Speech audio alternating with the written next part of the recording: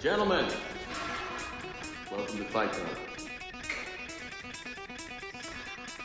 The first rule of Fight Club is you do not talk about Fight Club. Second rule of Fight Club is you do not talk about Fight Club. Third rule of Fight Club, someone yells stop, goes limp, taps out, the fight is over. Fourth rule, only 2 guys to a fight. Fifth rule, 1 fight at a time, fellas. Sixth rule, no shirts, no shoes. Seventh rule, fights will go on as long as they have to. And the 8th and final rule, this is your first night at Fight Club. You have to fight.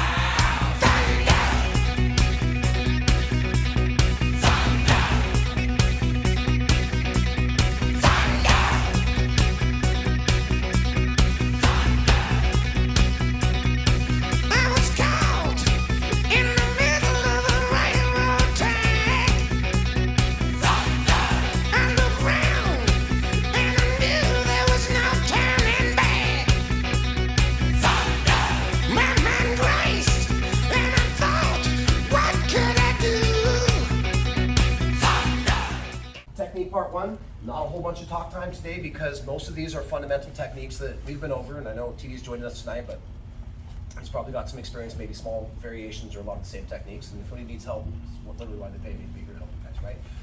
So let's cut all the mystery out of tonight. Tonight is going to be grabbing, moving them around, pulling them into a guard. We focused on takedowns the last like 2 weeks, right? Asoto garis and koshigurumas and single legs and many other options. So tonight we're just going to be grabbing, getting our collar and sleeve, whether it's the 1 grip or the 2 grip behind the elbow. We're going to move them around, break the surface tension with their feet, kind of get them off balance. We're going to put the foot on the hip. We're going to come down into our closed guard. If I've got the elbow, the 2 grip, or the 1 grip on the end of the sleeve, I don't need to change anything around, right? First technique we're going to do is a scissor sweep. So I will leave this up to you guys tonight.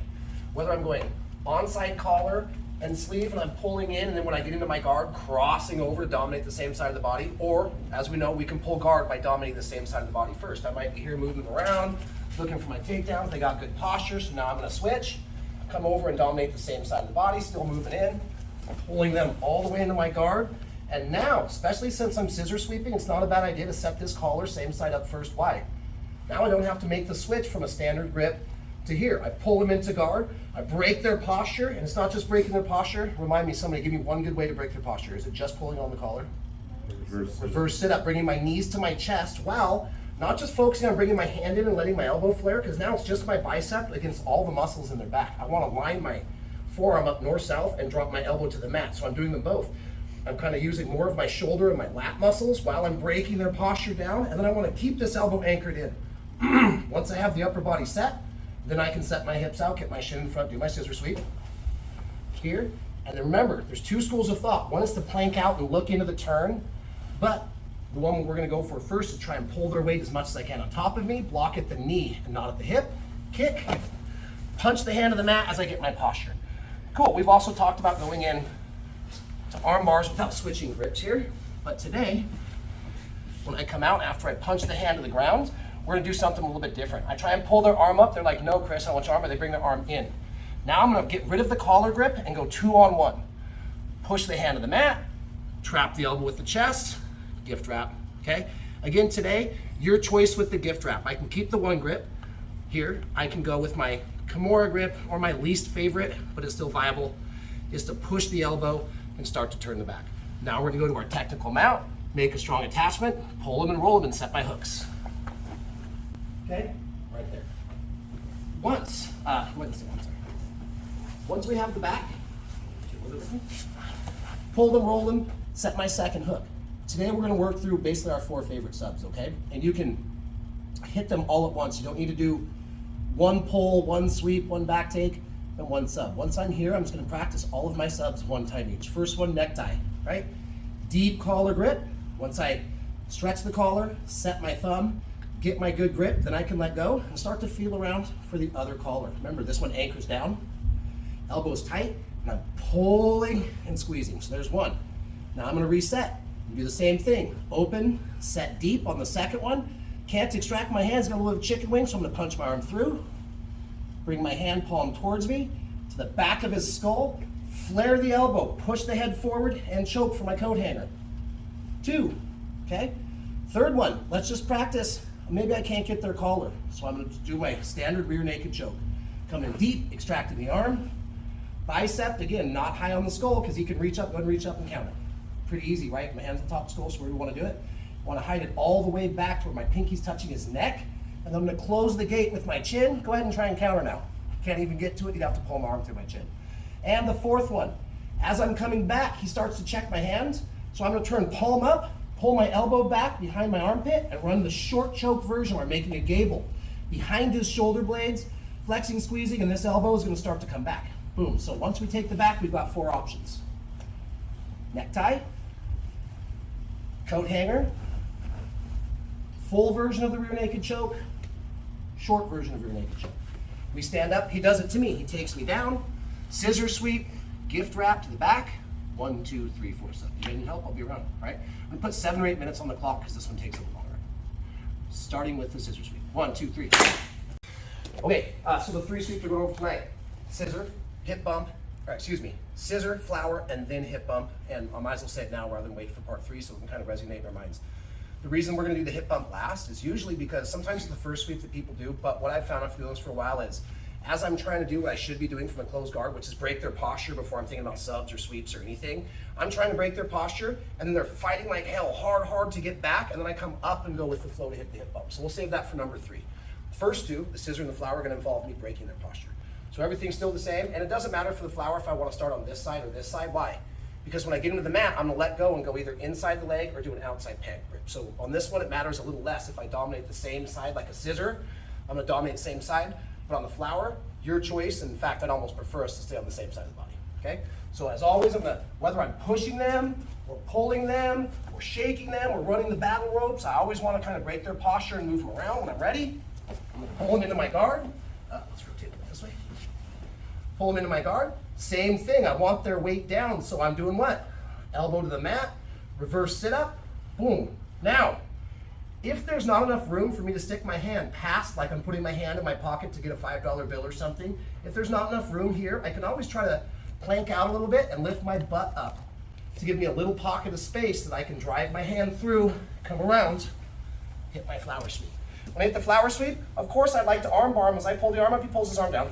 2 on 1, make him high five the mat, trap, here. Everything else is the same. I'm going to my high technical mount, keeping my foot tight to the body, sitting my hip and pulling them on top of me and around to the back. And now guess what we're gonna do? Any guesses? We're gonna run the same chokes that I just ran before, okay? So last time, pull them down, hit them with the flower sweep, same gift wrap, same back take, same finishes, okay?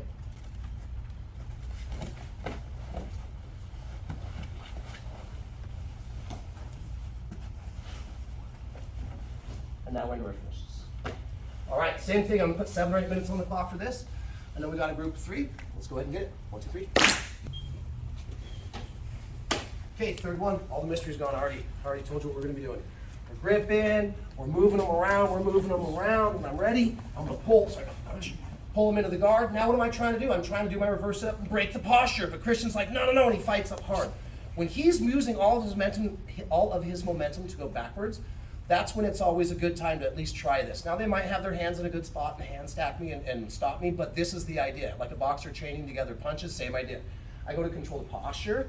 When he goes to come up, this is when I'm gonna guide his hand to the mat, start my sit up over the shoulder, putting the bottom of my armpit on the top of his shoulder, breaking my guard, sitting up, and then hip bump sweeping. Here, I can run this from my elbow, but as soon as I clamp down here, I can also get taller with more momentum by trying to come up to my palm. Now I'm hugging the arm so he can't increase his base and doing what? Do I start to bridge him this way right away? I drive him back onto his heels, and now I sleep. Same thing from here.